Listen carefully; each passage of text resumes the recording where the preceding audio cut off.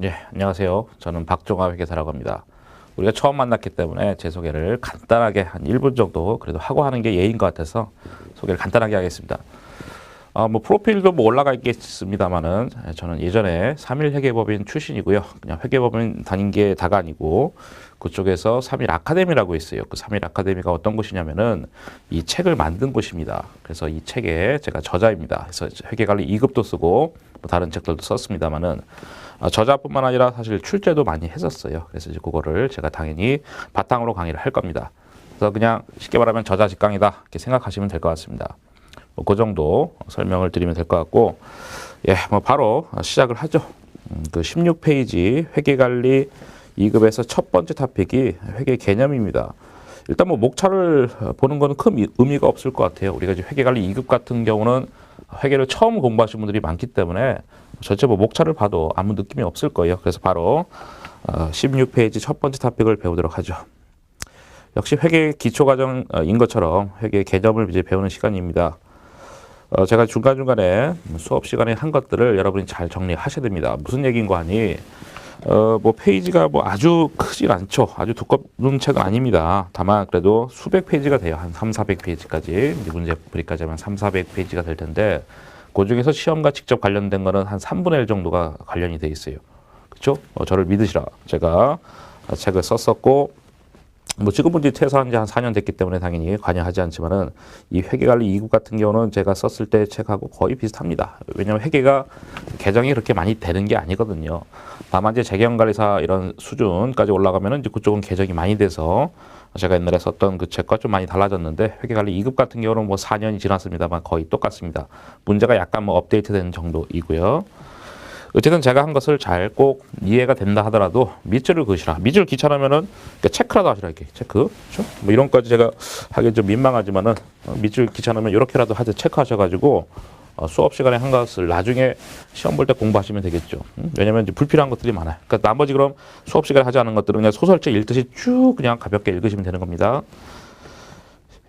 회계 정의부터 나왔죠. 어카운팅에서 회계란 해서 뭔가 정의 같죠. 일단 교재를 보기 전에 제가 간단하게 정리하고 그다음 교재를 보고 이런 식으로 보통 나갈 거예요. 첫 시간이니까 그래도 간단하게 구성을 얘기하면 한 20강 정도가 될 거예요. 기본 이론이. 그리고 문제풀이가 한 4강 정도. 물론 두 가지 전부 다 플러스 마이너스 1 정도는 가능할 겁니다. 그래서 예를 들어서 문제풀이가 4강이 약간 이제 부족할 수도 있어서 한 5강 정도 아마 제 생각은 될 것 같기도 하고, 기본 시간도 역시 플러스 마이너스 1강 정도에서 왔다 갔다 할 것 같습니다. 회계 정의를 봅시다. 회계 정의는 간단하게 요약을 하면은 재무제표를 작성하고, 처음부터 영어가 나오죠. 영어 FS라고 쓸 거예요. 제가 재무제표. 당연히 재무제표라는 단어도 지금 처음 듣는 단어죠. 다 이따가 배우는 단어겠죠. 숫자와 관련한 여러 가지 표입니다. 이 회계 용어는 참 한자어가 많아요. 웬만한 회계 용어들이 웬만하면 다 한자로 돼 있어요. 한자. 그래서 이제 숫자와 관련한 여러 가지, 여러 가지고 이제 표입니다. 어쨌든 이 여러 가지 표를 작성을 하고 그다음에 재무제표를 전달하는 과정이다.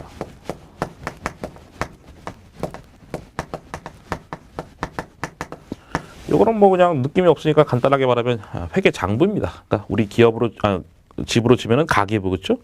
회계 어떤 기업의 가계부가 될 텐데 이 가계부를 작성하고 전달하는 과정. 누구한테? 정보이용자한테. 제가 참 영어 싫어하는데 처음부터 영어가 많이 나오네요. 근데 다 기본 영어죠. 요거 빼고는. 누구한테? 정보이용자한테. 얘네들을 또 이해관계자다라는 말도 써요. 이해관계자. 같은 겁니다. 그러니까 재무제표를 보는 애들입니다. 대표적으로 주주, 채권자 이런 애들이 있겠죠. 주주, 채권. 주주는 이제 주식 투자하는 자. 나중에 배우겠지만 사실 주식 투자는 사실 돈 벌려고 하는 거지만은 기업 입장에서는 걔네들이 주주가 주인이 되는 거예요. 주주가 주인 주자에서 주 이겁니다. 그래서 얘네들이 회계의 주인이 될 텐데 하여간에 이 주주, 채권자 이런 애들이 재무제표 볼 거예요. 채권자 대표적으로 또 은행이 있겠죠. 그렇죠? 은행이 뭡니까? 회사가 돈 빌려달래. 그럼 우리가 재무제표 딱 보고 재무제표 안 좋네. 돈 안 빌려주는 거예요. 그럼 재무제표 괜찮네. 이자 조금만 주고, 그러니까 이자 조금만 받고, 회사가 상태가 안 좋다. 재무제표 안 좋아 상태가. 그럼 이자를 좀 많이 받고 이런 거죠. 그렇죠? 우리 개인도 똑같죠. 그렇죠? 내가 신용 등급이 좀 떨어져? 그러면 은행이 이자 좀 세게 부를 겁니다. 뭐 그런 식으로 해서 하여튼 이 재무제표 보는 자들한테 전달하는 그 과정 자체 이런 걸 갖다가 다 회계다라고 하고 있는 거예요. 나중에 배우겠지만 뭐 이런 거요. 여기가 회계 부기에서 우리 교재에도 나중에 또 이런 표를 볼 겁니다. 이 회계 단어는 당연히 다 들었을 거고 부기도 들으신 분들이 한 반쯤 될 거예요.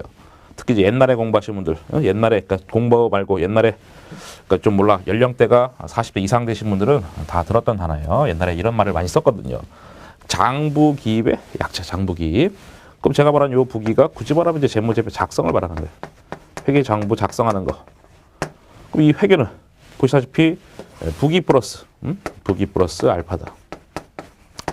그래서 뭐 참고로 나중에 배울 거지만 뭐 미리 관련된 거니까 설명드린 거예요. 그러니까 장부를 작성하는 거, 장부를 기입한다, 장부를 기록한다 해서 부기, 그게 이제 재무제표 작성을 얘기하는 것이고, 그리고 이제 그거를 알파 쓴 게 뭐예요? 재무제표 전달하는 거, 그거까지를 합친 것이 회계다라고 하고 있어요. 그러니까 굉장히 뜬구름 잡는 얘기죠. 그러니까 회계 정의를 몰라도 대세 지장이 없는 거죠. 어쨌든 뭐 이론적인 얘기고, 뭐 첫 번째 얘기니까 제가 하긴 한 거죠. 이거 뭐 무시할 수는 없고.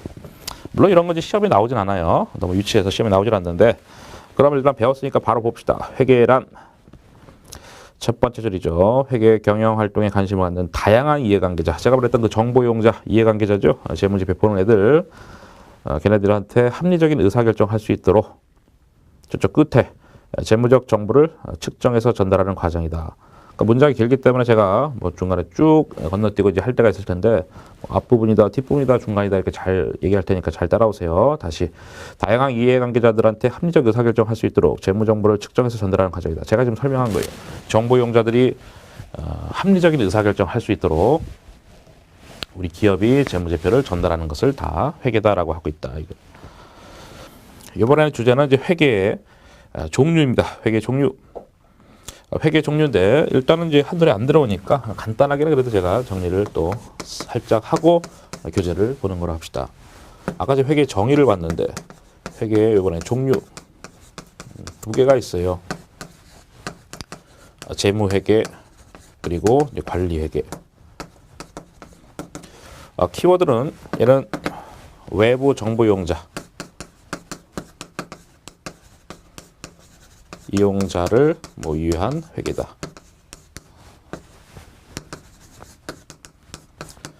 우리가 배우는 회계는 이 재무회계입니다. 우리는 회계다라고 하면 이 재무회계고 우리가 뭐 회계관리 1급이든 2급이든 그 다음에 재경관리사 회계 등 간에 다 우리가 말하는 회계는 기본적으로 재무회계를 얘기하는 거예요. 외부 사람들이 궁금해하는 회계다라는 거죠. 외부 이해관계자가 이 재무제표를 볼 것이다. 아까 말했던 뭐 주주, 채권자 등등등.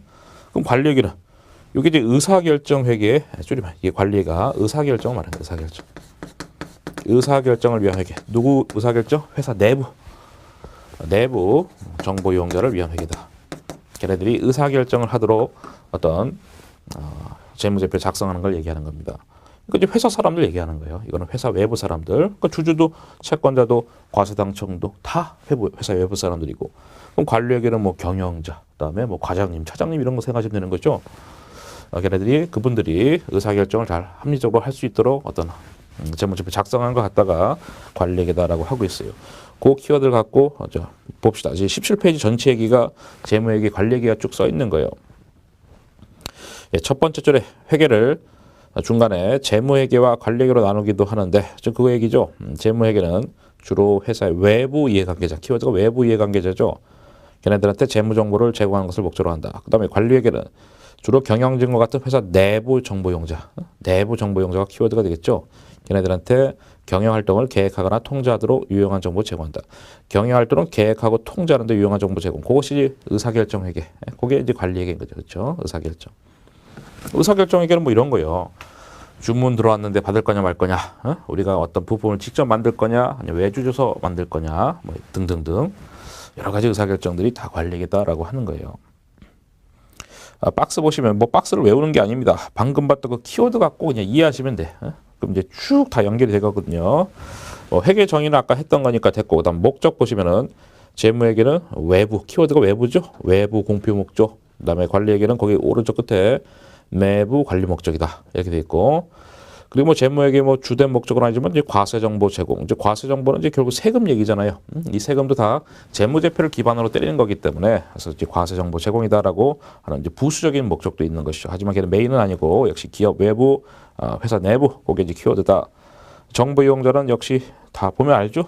주주, 채권자, 정부, 세무서 다 회사 밖이니까. 그러니까 재무회계는 기업 외부기 때문에 뭐 회사 밖에 있는 사람들 또는 회사 밖에 있는 기관들 생각하시면 되겠고. 관리계는 이제 회사 사람들이다. 경영자, 관리자, 뭐 노동조합이 노조라고 하죠. 다 회사 사람들이다. 뭐 쉽게 이해할 수 있고. 그러니까 외우지 않아도 그냥 외부, 내부 키워드만 알고도 다 커버가 되는 거예요. 제공되는 정보 내용, 이거는 이제 필요 없어요. 지금 수준에서는 전혀 필요가 없고 나중에 한번 한 바퀴 돌고 두 바퀴 공부를 한다 하더라도 중요한 내용은 아닙니다.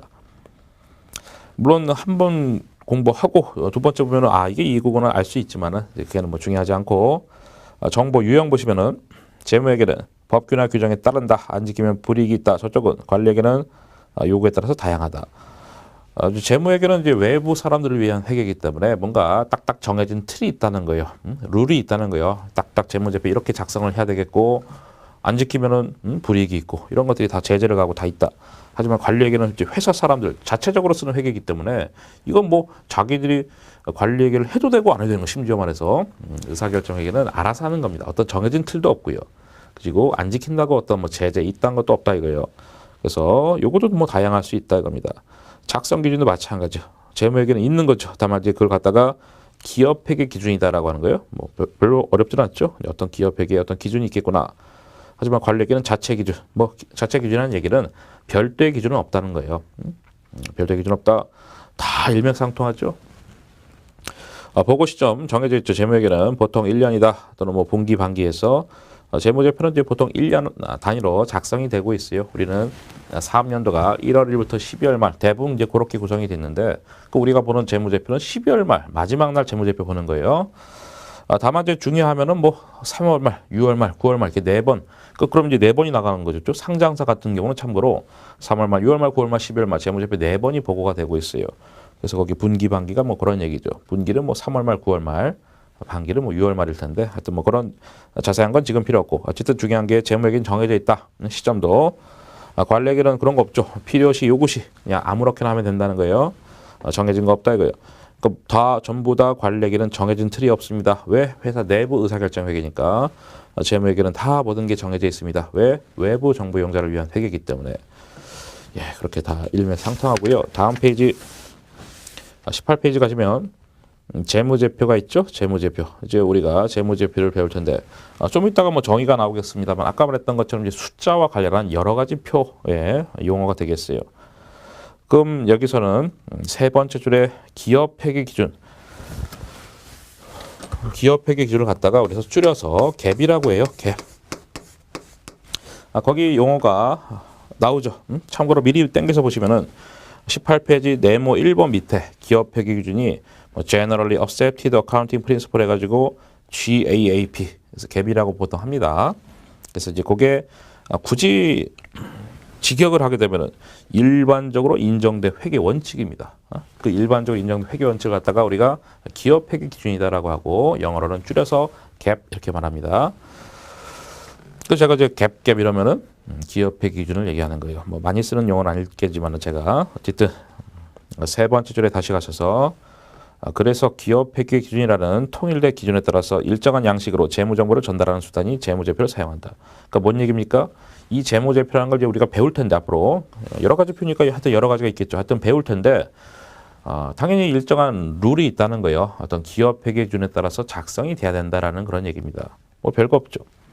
당연히 뭐 어떤 기준이 있겠지 생각했을 거 아니겠습니까?